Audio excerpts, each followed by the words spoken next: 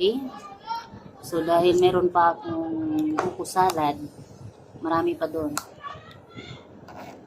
Marami pa akong buko salad kasi ginanito ko. Nilagay ko sa maliit na lagayan. At nilagay ko sa freezer. Matagal siyang masira pag nilagay mo siya sa freezer. Ngayon, kung gusto mong kumain, maglabas ka para patunawin mo yung kanyang pag-freeze. Para makain mo. Siyempre, ganun. Kaya, let's eat.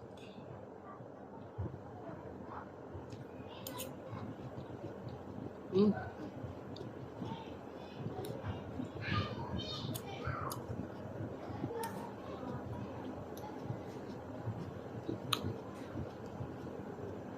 Tayo ko pala ako eh.